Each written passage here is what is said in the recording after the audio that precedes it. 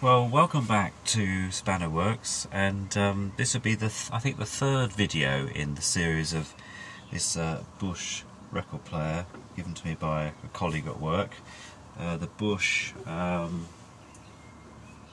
we? RP50, and several people have actually sent me messages to say that they know this machine or their parents had one, whatever. So it's obviously quite a popular model.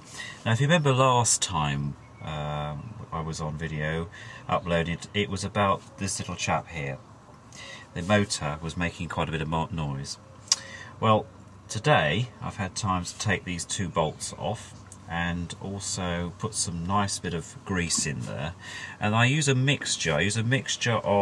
Of 3-in-1 oil and also Teflon oil, which I use on my bike as well. So it's got a Teflon base. So you want a fairly runny oil base. You can see there. Otherwise, anything too thick is going to clog the motor, and then the speed will reduce, and the whole thing won't work and get very khaki. So I've done that now. That was quite a fiddly job.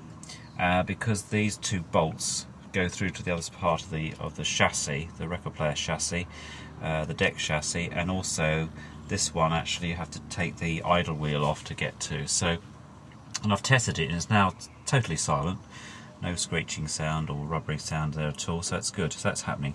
The other thing I've done is I've used some Duckham's good old grease here, and I've just greased with the oil base that I've just shown you all the sprockets and moving parts. And obviously the use of grease is to stop two moving surfaces causing friction on each other and wearing, so I've done that. So that's now complete. On the other side, let's just turn this over and show you. Just put a bit of cloth there to stop the valves getting damaged.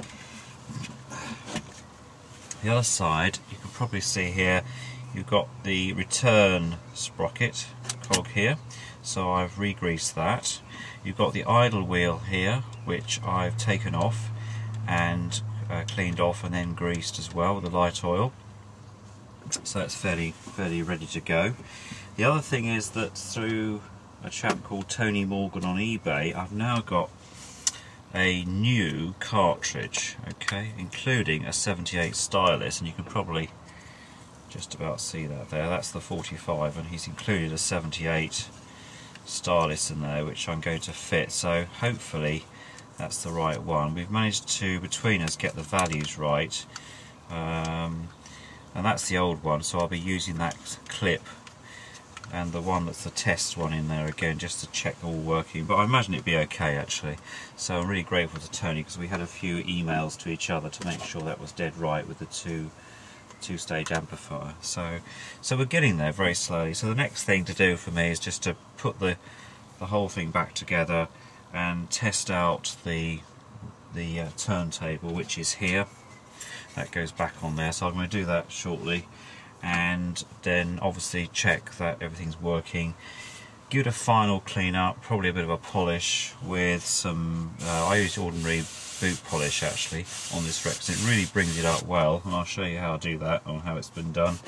And then get it back to George, and probably do some, I might actually upload a few videos of some of the records, 78s I've got, just to show that it's working perfectly. So anyway, thanks for watching, and see you soon.